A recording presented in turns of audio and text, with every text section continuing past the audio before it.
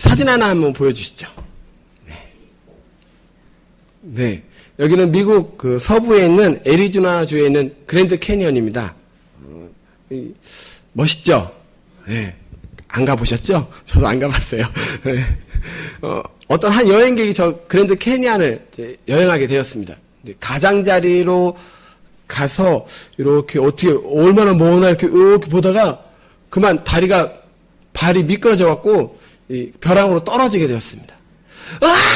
하고 막 떨어지는데 눈을 딱 보니까 그 벼랑 끝에 아주 작은 나무가 보였습니다. 마침 그 나뭇가지가 있었고 나뭇가지를 팍 하고 움켜잡았습니다.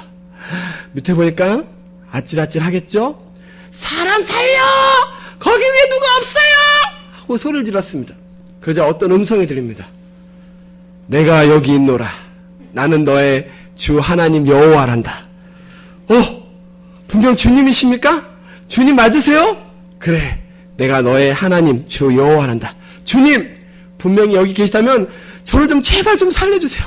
이 낭떠러지에서 저를 꼭 좀 구해주세요. 라고 이야기했습니다. 그러자 주님께서 이 사람에게 이렇게 이야기합니다. 네가 나를 정말로 믿느냐? 네가 정말 날 믿느냐? 라고 물으십니다. 그러자 이 여행객이 이렇게 대답합니다. 그럼요, 믿고 말고요. 제가 확실히 주님을 믿습니다. 저는요, 매 예배 때마다 참석했고요. 기도의 자리, 헌금 생활, 이거 정말 열심히 했습니다. 제가 주님을 믿기 때문에 이렇게 한 거지, 안 믿으면 제가 주일날 빠졌을 겁니다. 헌금요? 아이고, 헌금도 11조도 여기 약간 이렇게 좀 삥땅도 치고 아마 그랬을 거예요. 제가 주님을 너무너무 믿길래, 주님 제발 여기서 좀 구해주십시오라고 이렇게 이야기를 했습니다. 그러자 주님께서 다시 한번 물으십니다. 정말 나를 믿느냐? 내가 정말 나를 믿느냐? 라고 대답합니다. 주님, 제가 얼마나 당신을 믿는지 주님 당신은 모르실 것입니다. 주님, 제가 주님을 정말 믿습니다. 주님 살려주십시오. 라고 이렇게 외쳤습니다. 그러자 주님께서 이 여행객에게 이렇게 이야기합니다. 그럼 네가 잡고 있는 그 나뭇가지에서 손을 떼어보아라. 조용하죠. 조용했어요. 이 사람도 그 얘기를 했자마자 한동안 멍하니 있었습니다. 더 꽉 잡았겠죠? 그리고 이렇게 외칩니다. 그 위에 다른 누가 없어요! 라고 이렇게 외쳤다라고 합니다. 우리는 순간순간 바른 선택과 또 바른 결단을 해야 할 때가 있습니다. 만일 그 선택을 해야 할 순간이 점점 머뭇거리거나 혹은 주저앉으라면 우리의 인생은 아마 내가 원하지 않는 그런 방향으로 계속해서 끌려갈 것입니다. 그렇기 때문에 우리가 인생에서 하나님이 주시는 그런 축복을 누리며 살기 위해서는 정말 참된 어떤 믿음의 결단과 또 신앙의 결단이 필요한 것입니다. 성경에 보면 모든 축복받은 그런 신앙의 사람들은 한결같이 이 신앙적인 결단과 또 믿음의 결단을 하는 것을 우리가 볼 수가 있습니다. 그들은 그 선택과 결단으로 인해서 하나님의 그런 영원한 복을 자기 자식뿐만 아니라 그 다음에 후손들까지도 물려주게 되었습니다. 오늘 본문에 등장하는 아브라함도 이러한 축복을 받은 사람 중에 한 명이라고 할 수가 있습니다. 성경에서는 흔히 이 아브라함을 믿음의 조상이라고 합니다. 그죠? 우리가 아주 주일학교 때부터 부른 노래가 있죠. 믿음의 조상 아브라함에게는 7명이 이렇게 우리가 배웠잖아요. 그죠? 네, 믿음의 조상이라고 알고 있습니다. 아브라함 그럼 바로 믿음의 조상라고 이렇게 기억이 떠오릅니다. 근데 정말 그가 이 믿음의 조상이라고 불리운 그 이유가 무엇일까요? 우리가 잘 아는 대로 그가 많은 사람들에게, 아니 모든 사람들에게 믿음의 본이 되기 때문입니다. 아브라함은 구약의 인물입니다. 이미 오직 믿음으로 하나님께 의로함을 받는, 의롭다고 인정받는 그런 대표적인 사람 가운데 한 사람입니다. 하나님은 아브라함의 믿음을 의롭다고 하시면서 그에게 많은 축복들을 주셨습니다. 그는 영적으로 믿음의 조상이 되었고요. 그의 후손 가운데 예수님이 탄생하는 그런 영광을 누리기까지 했습니다. 그리고 육신으로도 또 이 땅에서 거부로서 부유한 그런 삶을 살았고 장수의 축복을 또 누렸고 자손이 번성하는 그런 축복을 누렸습니다. 이처럼 큰 복을 받은 이 아브라함에 대해 우리는 그의 믿음에 대해서 궁금증을 갖지 않을 수가 없습니다. 도대체 그가 가졌던 그 믿음이 어떤 믿음이었기에 하나님께 인정받고 이렇게 엄청난 그런 축복을 받은 것일까요? 오늘 말씀을 통해서 아브라함이 가졌던 그 믿음의 비밀들을 우리가 깨닫고 이 시대 가운데 진정한 그런 참된 믿음으로써 주님 앞에 서며 하나님의 큰 복을 받아 누리는 저와 여러분 되시길 간절히 축원드립니다. 아브라함이 가졌던 믿음이 어떤 것일까? 먼저는 이 아브라함의 믿음은 바랄 수 없는 중에 바라고 믿는 그런 믿음이었습니다. 믿음은 바랄 수 있는 것만 바라고 또 믿을 수 있는 것만 믿는 것이 아닙니다. 믿음은 바랄 수 없는 것을 또 바라고 또 믿을 수 없는 것을 믿는 것입니다. 이 믿음이 아브라함의 믿음이었고 또 기적을 일으키는 그러한 믿음이었습니다. 18절 말씀 우리 함께 읽도록 하겠습니다. 18절입니다. 시작. 아브라함이 바랄 수 없는 중에 바라고 믿었으니 이는 내 후손이 하심. 네. 하나님은 아브라함이 75세 되던 때에 하늘의 별과 같고 바다의 모래와 같은 많은 많은 후손들을 약속하셨습니다. 근데 지금 이 아브라함에게는 자녀가 없습니다. 그런데 수십 년의 세월이 지났지만 아직까지도 하나님의 어떤 약속은 아직까지 성취되지 않고 있습니다. 여러분, 약속이란 무엇이죠? 약속이란 이 사전적 의미를 찾아보니까요, 어떤 사람이 다른 사람과 장래의 일을 또는 둘 이상의 사람이 장래의 일을 상대방과 미리 정하여 어기지 않는 것을 다짐하는 것이 약속이라고 이렇게 되었습니다. 근데 만약 그 약속을 이행하는 그 시간이 늦어진다고 한번 생각해 보십시오. 약속을 이행하는 그 시간이 늦어지면 늦어질수록 어떻습니까? 초조하죠. 그죠? 초조하고 불안하고 그 사람에 대한 신뢰감이 점점점 떨어집니다. 그래서 상대방에게 불쾌감과 또 분노를 일으키게 됩니다. 근데 아브라함은 하나님이 신실하심을 믿고 그에게 후손을 주겠다는 그 하나님의 약속을 잊지 않았습니다. 어느덧 아브라함은 100세가 되었고 부인 사라의 나이 이미 여성으로서는 출산의 가능성이 전혀 없는 그런 상태가 되었지만 이 아브라함은 하나님의 약속이 반드시 이루어질 것을 믿고 그는 의심하지 않았습니다. 여러분, 이것이 바로 바랄 수 없는 중에 바라보는 그런 믿음인 줄로 믿습니다. 상식적인 것은 믿음이 아닙니다. 일어날 가능성이 있기 때문에 믿는 것은 또한 믿음이 아닙니다. 불가능하고 또 비상식적인 것을 바라고 믿는 것이 바로 믿음인 줄로 믿습니다. 하루는 예수님께서 가버나움에 가셨을 때의 일입니다. 한 백부장이 예수님께 나와서 자신의 하인이 병들어 죽어가고 있다라고 이렇게 이야기합니다. 너무나 고통받고 있으니까 와서 도움을 요청을 합니다. 그러자 예수님께서는 내가 가서 고쳐주겠다라고 이렇게 이야기하십니다. 그때 백부장이 무엇이라 말합니까? 주님, 저는 주님을 저희 집에 모실 수가 없습니다. 그저 말씀만 해주십시오. 그러면 제 종이 나을 것입니다. 제 자신도 다른 사람의 부하가 있고 제 밑에도 부하가 있습니다. 제가 부하에게 가라 하면 가고 오라 하면 그 부하도 옵니다. 그리고 부하에게 이것을 하라 라고 하면 그 부하는 그것을 합니다. 그러자 예수님께서 이 말을 들으시고 놀라시면서 이스라엘 백성들 가운데 이스라엘 사람 중에 이만한 큰 믿음을 본 사람이 없다라고 이렇게 칭찬하십니다. 그리고 백부장에게 말씀하십니다. 가라, 내 믿음대로 될지어다. 가라, 내 믿음대로 될지어다. 이 말씀을 하시자 그 순간 하인의 그 가지고 있던 모든 질병들이 깨끗이 치료받게 되는 놀라운 역사가 일어납니다. 백부장은 하인이 낫기를 원한다고 말하지 않았습니다. 단지 예수님께서 말씀하시기를 그러면서 자신의 하인이 나을 것을 믿었던 것입니다. 그러자 예수님께서 그가 믿음대로 될 것을 말씀하셨고 그대로 이루어졌습니다. 마가복음 7장에 보면 혈루증 앓던 여인의 이야기가 기록되어 있습니다. 12해 동안 혈루증 앓던 이 여인은 예수님의 그 옷자락, 겉옷가를 만지기만 해도 구원함을 받겠다는 그런 믿음 그대로 예수님의 옷을 만졌고 또 예수님도 그 여인의 그 믿음이 자신을 구원하였다고 말씀하셨습니다. 사랑하는 여러분, 우리는 이 아브라함의 믿음처럼 바랄 수 없는 것을 바라고 믿는 그런 믿음의 성도들이 되어야 하겠습니다. 오늘 우리에게 여러 가지 닥쳐오는 어려움과 또 해결할 수 없는 그런 여러 복잡한 문제들이 있다면 하나님 앞에 우리가 믿음으로 모든 것을 맡겨야 할 줄로 믿습니다.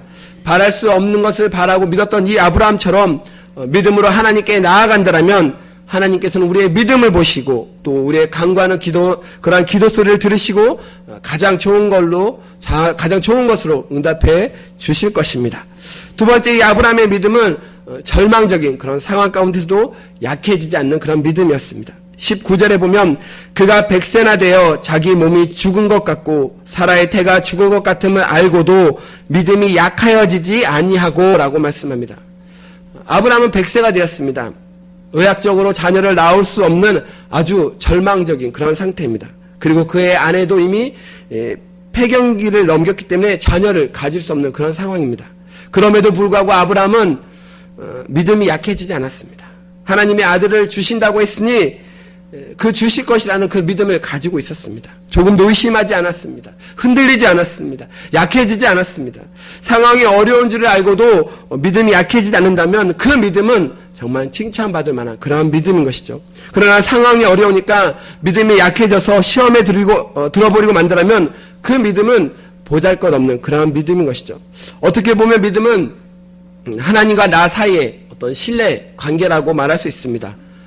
하나님을 어떠한 상황과 또 어떠한 형편과 또 어떠한 경우에라도 우리가 신뢰하고 믿고 따른다면 그 믿음은 정말 위대한 믿음일 것입니다. 그러므로 우리의 믿음은 우리의 믿음의 그 선지들처럼 그리 아니하실지라도의 그런 믿음이 있어야 되는 줄로 믿습니다.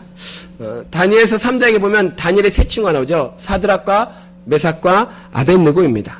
이들은 바벨론의 왕 느부갓네살이 만든 그 금신상에 절하지 않는다고 해서 풀문불 속에 던져 넣겠다고 하는 엄포를 듣게 됩니다. 그때 이들이 왕 앞에서 뭐라고 말합니까? 다니엘서 3장 17절에서 18절에 보면 이렇게 말하고 있습니다. 왕이여, 우리가 섬기는 하나님이 계시다면 우리를 맹렬히 타는 풀문불 가운데서 능히 건져내시겠고 왕의 손에서도 건져내시리이다.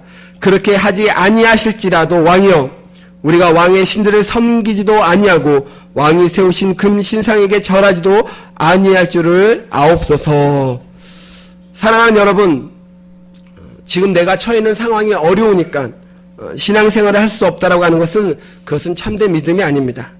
또 주위의 다른 사람들 때문에 내 신앙이 약해질 수밖에 없다고 하는 것 또한 어떻게 보면 하나님 앞에서 핑계에 불과한 것이죠. 그러므로 참된 믿음은 하나님의 말씀을 믿기에 불리한 그런 상황 가운데도 전혀 흔들림이 없는 그런 믿음인 것입니다.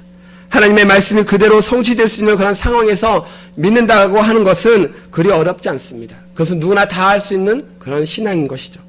그때는 누구나 훌륭한 믿음을 가진 자가 됩니다. 그런데 여러분, 그 믿음이 정말 참된 믿음인지 아니면 거짓된 믿음인지를 알 수 있는 방법이 있습니다. 그것은 어려운 상황을 만나게 되면 그 믿음이 진정한 참된 믿음인지 아니면 잘못된 어리석은 믿음인지를 알 수가 있게 되는 것입니다.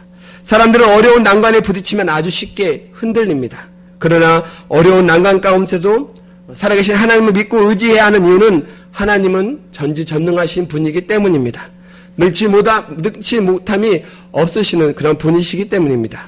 최선을 다하는 믿음, 그리고 절망적인 그런 환경 속에서도 약해지지 않는 그 믿음은 바로 전능하신 하나님을 믿는 그 믿음 속에서 나타나는 것입니다.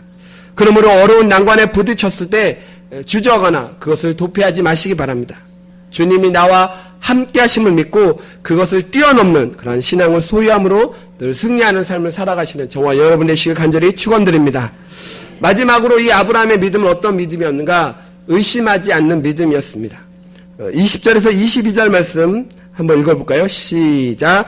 믿음이 없어 하나님의 약속을 의심치 않고 믿음에 견고하여져서 하나님께 영광을 돌리며 약속하신 그것을 또한 능히 이루실 줄을 확신하였으니 그러므로 그것이 그에게 의로 여겼느니라. 아멘. 아브라함은 하나님의 약속을 의심하지 않았습니다. 오히려 견고한 믿음으로, 흔들리지 않는 믿음으로 하나님께 영광을 돌렸습니다. 그리고 하나님이 약속하신 그것을 능히 이루실 것을 확신하였습니다. 이것이 바로 아브라함의 위대한 그런 믿음인 것입니다. 하나님의 약속들을 의심하지 아니하고 믿고 확신해 나아갈 때에 하나님의 축복은 언제나 우리에게 임하게 되는 것입니다. 또한 하나님의 약속들을 의심 없이 믿고 나갈 때에 하나님의 그 놀라운 기적과 하나님의 역사도 또 우리 가운데 언제나 일어나게 될 줄로 믿습니다. 한 번은 제자들이 한밤중에 갈릴리 바다를 노져서 건너가고 있었습니다. 바람이 거세게 불어오고 또 높은 파도로 인해서 제자들이 무척 고생을 하고 있었습니다. 그때 예수님께서 물 위를 걸어와서 제자들에게 오셨습니다. 그러자 제자들이 그 바다 위를 걸어오시는 분이 예수님인 줄 모르고 유령인 줄로 알고 비명을 지릅니다. 그러자 예수님께서 그들에게 이렇게 이야기하십니다. 내니 두려워하지 말라. 내니 두려워하지 말라라고 이렇게 이야기하십니다. 그 말을 들은 베드로가 주님, 만일 주님이시거든 나를 명하사 물 위로 오라 하게 하소서라고 이렇게 말합니다. 예수님께서 베드로에게 오라고 하자 베드로가 배에서 내려 그 물 위를 걷게 됩니다. 한 걸음 한 걸음 한 걸음 한 발씩 내딛습니다. 그런데 갑자기 불어오는 그 바람을 보는 순간 그만 무서워 물에 빠지고 맙니다. 그때 베드로가 주님, 나를 구원하여 주십시오. 나를 구원하여 주십시오라고 소리를 지르자 예수님께서 손을 내밀어서 그를 붙잡으시며 이렇게 말씀하십니다. 믿음이 적은 자여 왜 의심하느냐? 믿음이 적은 자여 왜 의심하느냐라고 이렇게 묻습니다. 어쩌면 베드로에게 있어서 평생 잊을 수 없는 예수님의 말씀이었을 것입니다. 이 말씀에는 믿음과 의심의 관계가 분명히 드러납니다. 믿음과 의심은 정반대라서 믿으면 의심이 사라지고 의심하면 믿음이 사라지게 됩니다. 그러므로 우리 자신의 마음을 잘 살펴보고 의심하는 것이 있으면 내 믿음이 이 정도구나. 내 믿음이 이것밖에 안 되는구나 하고 깨달아야 하는 것이죠. 그리고 무엇 해야 합니까? 기도해야 합니다. 주님, 의심하는 나를 붙잡아 주시옵소서. 두려운 마음, 의심하는 마음들 다 내려놓고 오직 주님만 바라보게 하여 주시옵소서. 내 뜻과 내 생각을 온전히 내려놓고 주님의 음성을 듣게 하시고 믿음으로 주님께 나아가게 해달라고 우리는 기도해야 합니다. 고등학교를 졸업하는 아들이 아버지께 졸업기념 선물로 자동차를 한 대 사달라고 이야기했습니다. 그러나 그 아들이 졸업을 하고 대학에 입학하여 개강을 했지만 아버지는 그 아들에게 자동차를 사주지 않았습니다. 기숙사로 들어가는 이 아들에게 아버지는 성경책 한 권을 주면서 틈나는 대로 성경책을 읽어보라고 이야기를 하였습니다. 특별히 성경책을 읽을 때 빌립보서 4장 19절 말씀을 꼭 읽으라고 이렇게 이야기를 했습니다. 그 말씀이 너에게 있어서 너의 삶에 있어서 꼭 도움이 될 테니까 그 말씀은 꼭 읽으라고 이렇게 이야기를 했습니다. 그러나 아버지께서 자동차를 사주셨지 않았기 때문에 속이 너무나 상한 이 아들은 이 성경책을 구석 한쪽에 처박아 둔 채 읽지 않았습니다. 그리고 아버지를 만날 때마다 그는 자동차를 사달라고 이야기를 합니다. 그때마다 아버지는 이렇게 이야기합니다. 네가 성경책을 읽었느냐? 빌립보서 4장 19절 말씀을 넌 읽었느냐? 이렇게 말할 뿐 아버지는 자동차를 사주지 않았습니다. 어느덧 4년이 지나고 이제 졸업하는 날이 되었습니다. 부모님께서 축하해 주러 오셨지만 자동차를 사주지 않아서 속이 상한 이 아들은 그리 반갑지가 않았습니다. 졸업식이 끝난 후 짐을 꾸릴 때 아버지는 성경책을 찾았습니다. 그 성경책은 한쪽 구성에 있었길래 먼지가 가득했죠. 아버지는 아들에게 성경책을 펴주면서 빌립보서 4장 19절 말씀을 읽어보라고 했습니다. 아들은 그저 마지못해서 그 빌립보서 4장 19절 말씀을 읽습니다. 나의 하나님이 그리스도 예수 안에서 영광 가운데 그 풍성한 대로 너희 모든 쓸 것을 채우시리라. 이 말씀과 함께 자동차 한 대 값에 해당하는 그 수표가 거기에 있었던 것입니다. 사랑하는 여러분, 우린 인간이기에 너무나 연약합니다. 그래서 우리의 믿음도 우리의 신앙도 우리 주위의 여건에 따라 때로는 약해지기도 하고 때로는 흔들릴 때도 있습니다. 그러나 하나님께서 우리에게 원하신 것은 어떠한 상황이나 어떠한 형편에 따라서 우리의 신앙과 믿음이 흔들리는 것이 아니라 하나님의 약속의 말씀을 꽉 붙잡는 것입니다. 그럼 우리의 믿음이 약해지지 않기 위해서 꼭 필요한 것이 무엇일까요? 그것은 바로 하나님의 말씀입니다. 약해지지 않는 믿음은 하나님의 말씀을 들을 때에 생겨나는 것입니다. 말씀을 듣지 못하면 누구나 약해집니다. 믿음의 조상이며 모델인 아브라함도 마찬가지였습니다. 믿음의 경고에 있어서 또 믿음으로 하나님께 영광을 돌리기 위해서는 하나님의 말씀을 가까이 하며 날마다 들어야 합니다. 여러분 가운데 혹시 불가능해 보이는 그런 상황에 혹시 직면에 계신 분이 계십니까? 상식적으로 혹은 인간적으로 아니면 법적으로 아무런 해답이 보이지 않는 그런 상황 가운데 처해 계신 그런 분이 계십니까? 지금 바로 여러분의 그 믿음을 테스트할 절호의 기회입니다. 여러분 이런 기회에 세상을 바라보지 아니하시고 세상을 바라보지 않고 주위의 사람들을 바라보지 아니하고 온전히 하나님만을 바라보시기 바랍니다. 성경은 믿음에 대해서 믿음은 바라는 것들의 실상이요 보이지 않는 것들의 증거라고 말씀하고 있습니다. 믿음은 지금 손에 잡히지 않지만 눈에 보이지 않지만 잡을 것으로 받을 것으로 확신하고 하나님께 영광을 돌리는 것입니다. 그러므로 어떠한 경우에도 하나님의 약속의 말씀을 꽉 붙잡고 소망 중에 나아가시기 바랍니다. 바라볼 수 없는 중에 바라고 믿고 또 절망 가운데 약해지지 마시고 하나님의 약속의 말씀을 굳게 붙잡고 의심하지 않는 그런 믿음이 있으시기를 바랍니다. 그리고 이러한 믿음의 증거들을 통해서 하나님의 살아계심을 날마다 증거하며 살아가는 그런 복된 인생이 되시길 예수님의 이름으로 간절히 축원드립니다. 기도하겠습니다. 하나님, 우리도 아브라함과 같은 믿음의 사람이 되게 하여 주시옵소서. 기적을 일으키는 믿음의 사람이 되게 하여 주시옵소서. 바랄 수 없는 것을 바라고 믿음으로 하나님께 나아가게 하시고 어떠한 상황에서든지 또 어떠한 형편에서든지 주님을 날마다 신뢰하고 믿고 따르는 위대한 믿음의 소유자들이 되게 하여 주시옵소서. 또한 하나님의 약속을 의심하지 아니하고 하나님의 말씀을 굳게 붙잡는 믿음을 주셔서 날마다 하나님의 살아계심을 증거하는 그런 저희들이 되게 하여 주시옵소서.